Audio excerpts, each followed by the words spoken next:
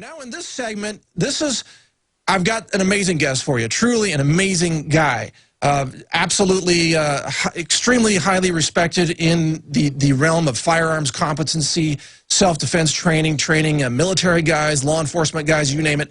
His name is James Yeager, and he's the founder of Tactical Response, which you can find at tacticalresponse.com.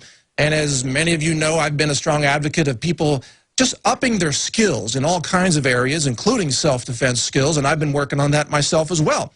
Recently took a class with Tactical Response and was just completely blown away by it. Amazing skills, and I encourage everybody out there to check it out for yourself. But he joins us by phone now. James, thanks for joining us, and welcome to the show. Well, thanks a lot for having me, Mike, and thanks for those very kind words. I'm flattered. Thank you. Well, look, I first saw your videos before I ever took your class, and when I saw your videos, immediately I got the impression this is a smart guy who's extremely competent at firearms. I mean, you really impressed me as knowing what you're doing. How did you get that kind of experience, James? Well, I assume you mean the YouTube videos. Yeah. Well, it's just, you know, I started shooting when I was young and started competing. I started working undercover as a police officer and continued taking training and more and more and more. And I started a little training school, and I continue to train, you know, to this day. I've taken on several hundred hours of training the last couple of years. And it's just, I view firearms as the only true American martial art. I view it as a martial art, and I follow it with that level of discipline. Well, that's a really good point. And by the way, I see for those watching on PrisonPlanet.tv, they have shown your bad dude photo up. Is like you look so. I mean, truly, you're actually a nice guy in person. You don't. I mean, you look very intimidating in this picture, though. But which one is it? I'm sorry. That's the one. You've got the black shirt with showing your tattoos. You got an AK. Kind of dark. That is in the belly of the Death Star. That is in the parking garage of the NRA Center up in Fairfax, Virginia. Oh, that's funny. That's funny. And why an AK there for that picture? That's my trusty AK. You know, I have you know, a truck gun, and what better than an AK-47? Right on, right on. And I see you got your finger trigger safety. You're practicing what you teach there. That's good. Right. So a bunch of questions for you, James, because the audience, of course, here is very much into the Second Amendment and having the right for self-defense. But one of the problems that I see today is a lot of people are buying firearms and they're sticking them on the shelf. And that concerns me. Does it concern you? Absolutely. And just, you know, Jeff Cooper said, you know, buying a guitar doesn't make you a musician.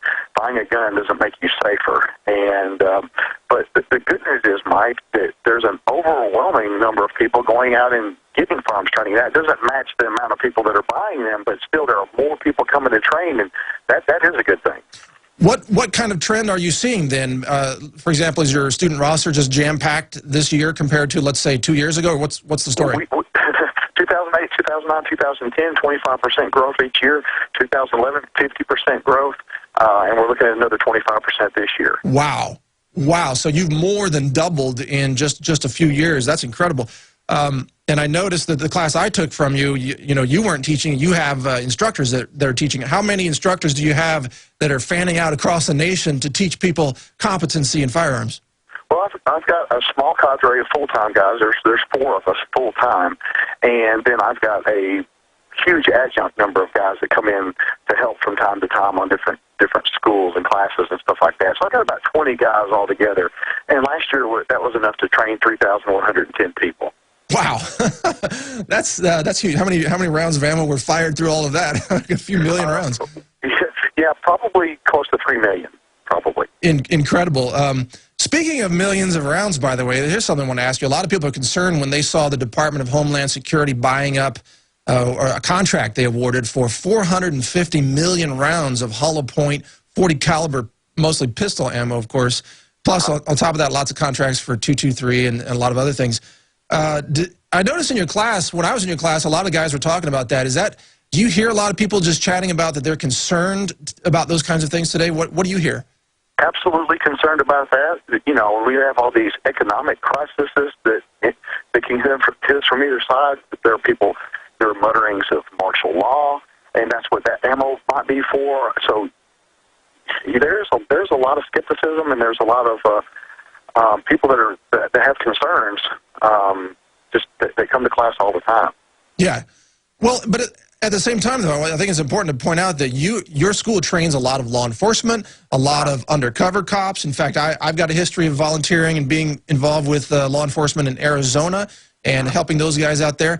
But the law enforcement that I see in your classes are guys who are also, with the program. They're like, we're not giving up our guns, and they're the cops. Absolutely not. And, I believe they're going to have to bring a foreign military in to snatch our guns away from us. But by and large, the people that show up at our classes are patriotic American citizens, and they believe that the Second Amendment does not give us the right to keep and bear arms, that God does, and the Second Amendment recognizes that. Right. You're exactly right. No, I'm really glad you pointed that out, because the Bill of Rights, all it does is codifies the natural God-given rights that we are born with. Yeah, just defines them and outlines them and puts them in a spotlight. That's all. But of course, the global agenda is more about, well, they'd like people to be more disarmed because it's so much easier to corral them. Yeah, exactly. Like look at JPFO, just as a classic example. Jews for the Preservation of Firearms Ownership, JPFO. They realized that if the Jewish victims of the Holocaust had firearms, they could have perhaps defeated Hitler and avoided the loss of I don't know how many million lives. Right. Absolutely. Let's talk about gun myths for a minute, because a lot of people approach firearms, they have a lot of mythology surrounding it. For example, people like to use cars for shelter when they're getting shot at. Tell us about why that doesn't work. Well, it doesn't work because cars don't stop bullets effectively. If you walked down beside a car and you fired 10 handgun rounds through it, 6 or 7 are probably going to get through it as you walk down the side of that car. And the thing is that I'm not a very lucky person. I don't buy lottery tickets. And so depending on luck to protect me by getting behind a car is going to probably be one of my last choices. Yeah, you'd rather rely on skills and training, it sounds like. Right. And good equipment as well. Absolutely. If I can cut you off there, Mike, yeah. The hierarchy of survival principles, 4 items. Mindset is at the top, then tactics, then skill, and then gear's at the bottom. You have to have good gear, but it's the least important aspect of your survival. Absolutely. And by the way, for those who want to read your blog, I believe that is getoffthex.com. Is that the correct URL? Yeah, getoffthex.com. I've got a Facebook page. We're on YouTube. I mean, it's pretty easy to find us. All right. Just search for James Yeager, and the spelling of his last name is Yeager, correct? Yeah, just like Chuck. Okay, right on. And then the main training website is tacticalresponse.com. And there are a lot of great training schools out there as well. Do you have any others that you would also recommend as just being good quality schools? The list goes on. Like I said, I continue to take training. Clint Smith out at Thunder Ranch, Clint and Heidi Smith run a great school out there in Oregon, Thunder Ranch. I was out there and took a high-angle rifle class last year. Craig Douglas, known as South Narc on the internet, does some extremely good stuff. I mean, this is like a renaissance period for firearms and tactical training. There are a lot of guys doing a lot of really good stuff. Larry Vickers, I consider to be a friend. He does some really good classes, former Delta Force guy. There's just a bunch of great stuff going on.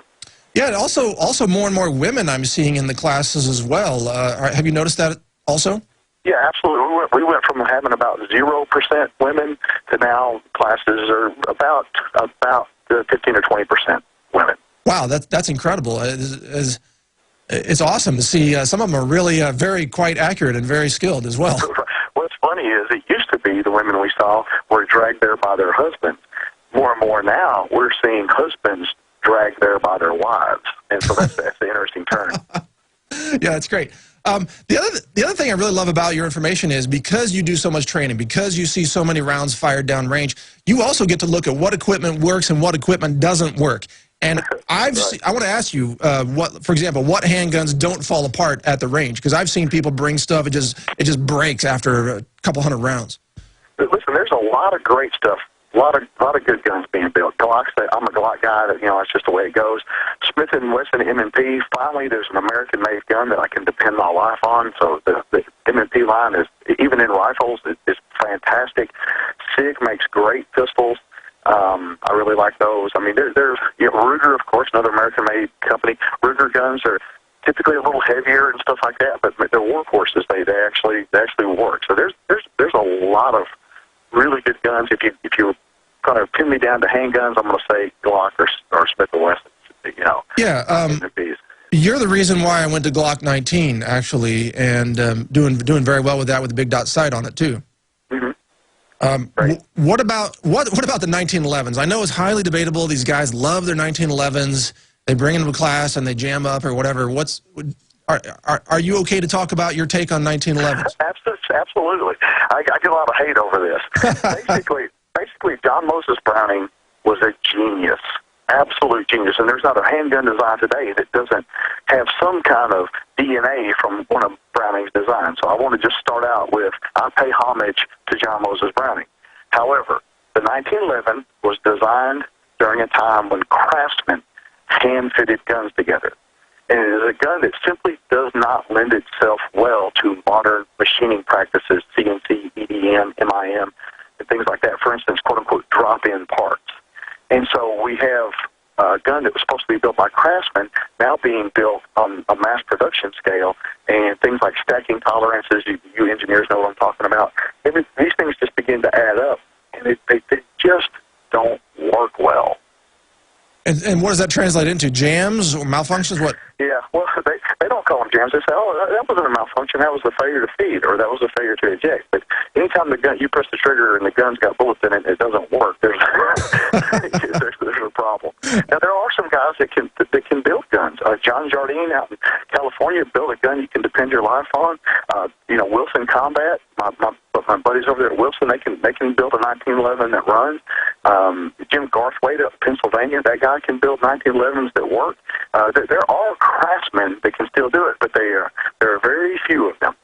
Yeah, good point. But so then in terms of mass manufacturing, the Glocks, of course, are legendary. The M&P now, what's the story about the mushy trigger reset on the M&P? Is that solved yet? But that is much ado about nothing. Really? I haven't fired one of those, so I haven't felt it. Well, people say to me, I can shoot, for instance, they'll say, I can shoot a SIG really good, but man, when I shoot a Glock, I'm all over the place. I think that's silly, and if we change the brands on that, you would too. If I said to you, I can drive a Dodge straight down the road, but you put me behind a Ford, I'm running off in a ditch, I'm hitting mailboxes. Yeah. This doesn't make any sense. The sight's the trigger, gas pedal, steering wheel, either you can shoot or you can't. Right. Let's talk about, okay, America is unique in the world in that such a high percentage of its population is trained in firearms, is competent in firearms. Would you agree that that helps protect America from possible foreign invaders or foreign agendas? I mean, America's going to be a tough country to try to overrun. Absolutely. I mean, even if you go back to World War II, the Japanese wouldn't even consider coming onto our shores because they said there was a rifle behind every blade of grass. And certainly that's a problem. Now, I don't know what the numbers are now, but I heard that over 50,000 AR-15s alone were going into civilian hands every month 5 years ago. 5 years ago. Wow. I know production has increased. What's it, 100,000 a month? Yeah. And that's just AR-15s. Yeah, that's incredible. Doesn't count all the pistols, but it's also regional. So you've got obviously a lot of firearms competency in Texas, in Tennessee, in North Carolina, in the Southern Belt, in Florida, even as well, Arizona, many places. But then you've got these pockets of like Massachusetts, for example, where they have all these crazy laws about guns. So that population is going to be very easy to invade, it would seem like. Well, here's what's funny. I've got a lot of friends at the NRA. The NRA was started on Long Island, New York after the Civil War to keep the marksmanship skills of the Northern troops up in case those pesky rebels acted up. And so the irony is if there is any kind of other rebellious activity, it's probably going to be a majority of NRA members that are doing it. So, and I think that is that's geographically independent. I have shooters. I just taught a class in West Virginia. We had some guys from Maine there. We had some guys from Connecticut there. They were shooters. Now, can their neighbors shoot? I don't know. But I live in Tennessee, and not everybody here can shoot either. But the guys that are serious about it, I think it doesn't really depend on where they live. I mean, I've got some of my top shooters are Canadian and New Yorkers. Really? Yeah, that are absolute tacticians, absolute shooters. Wow, that's interesting. What about the collapse scenarios that people talk about? A lot of people are living in the cities. They're afraid of, let's say, a riot, a collapse of social order, or an economic collapse. they're worried about how they can survive a city or get out of a city with a bug-out bag and a firearm. How how they can safely get their family out. Is that something you hear a lot of people talking about? All the time. I get couples in class all the time. And I'm about to say, hey, why are you guys here? And they'll begin to say something about, we heard you had a good reputation, blah, blah, blah. And I go, no. Why are you taking any class? And they say, well, and they kind of like they're embarrassed to say, but, we've got a little extra food at our house, and we've got, some medical supplies at our house, and we bought these guns just in case something happens, and we don't know how to use them. And so these conversations happen in every single class. And it's people coming to the classes that think they're the weirdos because their family makes fun of them, their friends make fun of them for preparing, and then they get around us, and we go, oh, yeah, we all do that. And so they feel at home. Yeah, exactly. Well, the other thing, though, too, is Americans, I know you've worked outside the country. I mean, you've served outside the country. Americans they tend to vastly underestimate the depths of human intention when there's a war, when there's bad things going on in society. You know how low some people can go if they're desperate and starving and vicious, right? I mean, absolutely. I just want to make sure everybody's clear. You said served. I've never been in the military. I'm sorry. Yeah. I just want to make sure everybody, everybody understands. But yeah, social decay is a very wicked thing. And even if we look at Katrina, some of the things that were happening down there, some of the things that were happening in the Houston Astrodome, I for one do not want to be dependent on FEMA to protect me and my family. Yeah. And so these are real legitimate concerns. Well, that's the other side of this, too, is that on the left side of the political spectrum, they try to paint gun owners as being just crazy, violent people. And in fact, the opposite is true. They're the ones that want to restore peace and nonviolence to social situations. If we were as crazy as they said we were, they wouldn't exist anymore. Yeah. Hey, we got to go to break, James. Stay with us. We'll be right back after this break with much more here on The Alex Jones Show.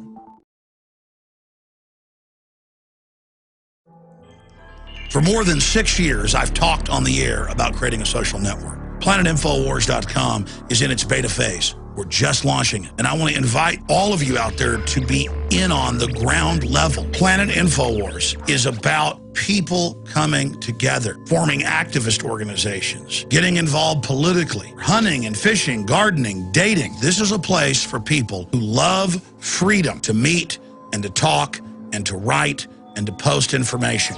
And I give you this pledge.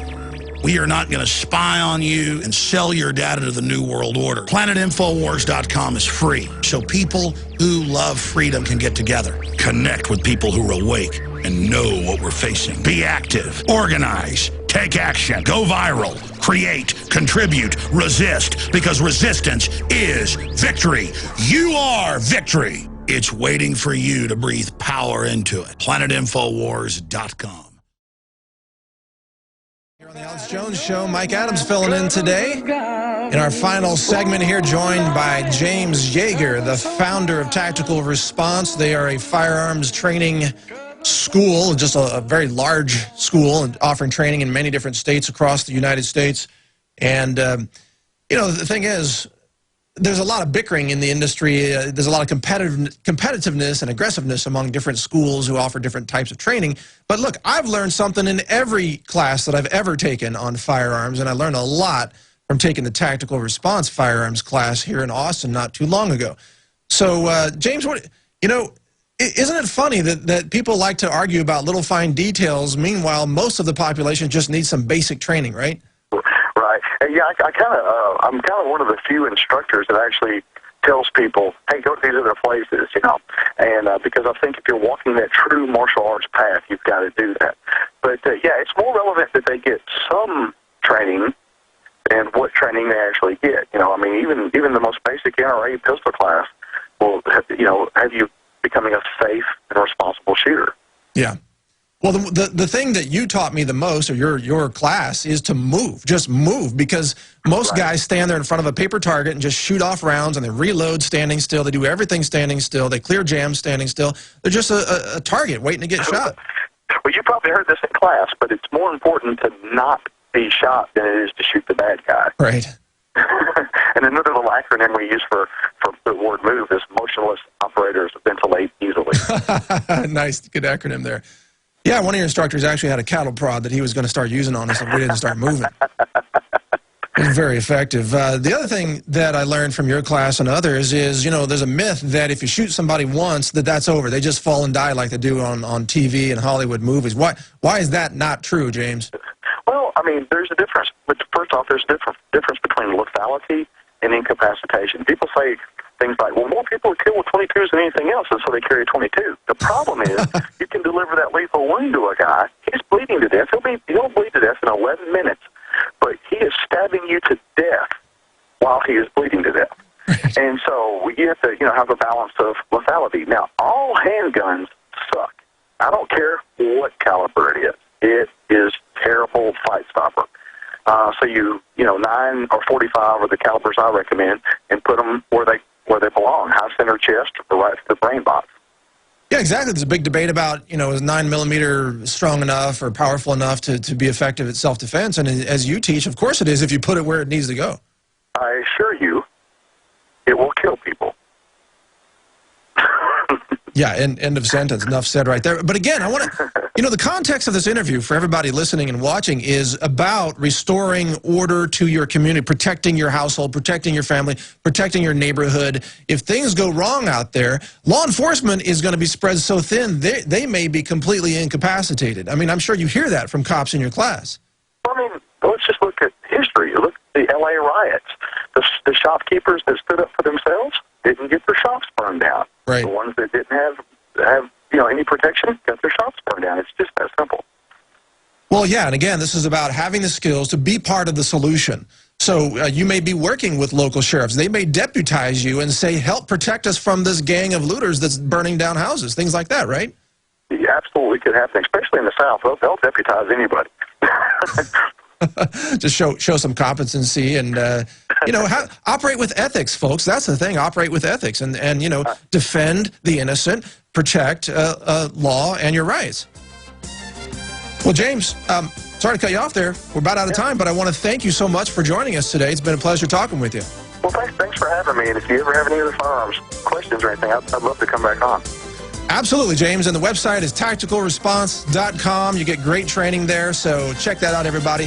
Thanks for having me on today, Alex, and everybody, the whole crew. An incredible show. Thanks for tuning in. Spread the word. This is Mike Adams signing off from InfoWars in Austin, Texas. Take care.